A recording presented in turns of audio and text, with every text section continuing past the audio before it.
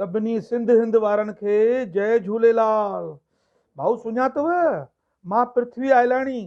रोज पिया तव्हांजा फोन अचनि, वीडियो न ठातो अथव।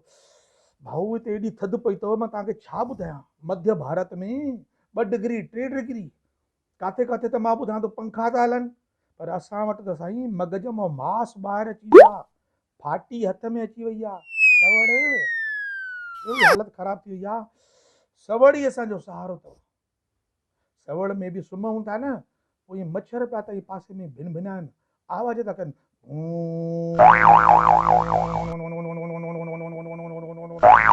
मच्छरनि जी बि फाटी हुई आहे साईं। मच्छर अची कन में, ख़बर अथव इहे छा था चवनि?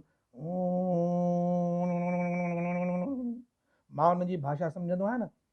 मच्छर पिया था चवनि, भाऊ असांखे अंदरि घिरण जो, असां तव्हांखे चकु न पाईंदासीं, तव्हांजो खून न पीअंदासीं। मां बि साईं सिधो माण्हू, रोज़ चक्कर में अची वेंदो आहियां, घिरण ॾींदो आहियां 2-4 मच्छरनि के अंदरि। पर साईं अहिड़ा बेवफ़ा अथव, अहिड़ा बेगैरत, अहिड़ा बेदर्द अथव मच्छर, हेठों मथां ॾाढी हालत ख़राब थी थिए। सवड़ ई हिकिड़ो सहारो आहे।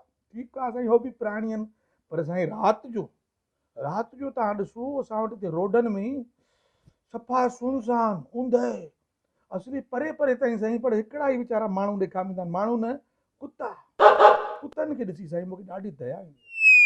मां जे हिकिड़े ॾींहं जो प्राइम मिनिस्टर ठहिया न, जेके इहे पाणीअ जा टैंकर घुमंदा आहिनि न, उन्हनि में ईअं ब्रांडी भराए, 2 पाव, 2 कंडा ऐं 2 पेग ब्रांडीअ जा। साईं ब्रांडीअ में तव्हां बुरो न मञिजो, ही शराब थोरी आहे, ॿारनि खे बि त ॾिबी आहे न, छा वीचारा पीअनि। उहो बि त हिकिड़ो पुण्य जो कमु आहे न, थधि में ईअं हुजिणो खपे।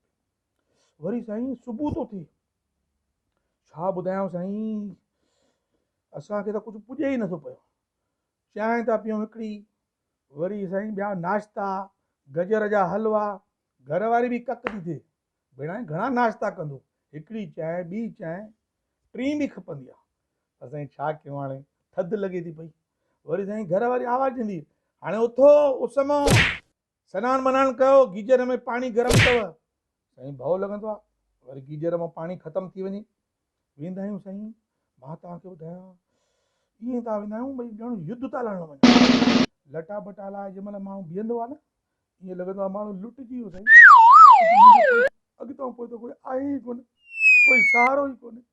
पर साईं वरी बि हिमत कंदा आहियूं, शीख थी वेंदा आहियूं, आवाज़ वात में न निकिरंदो आहे।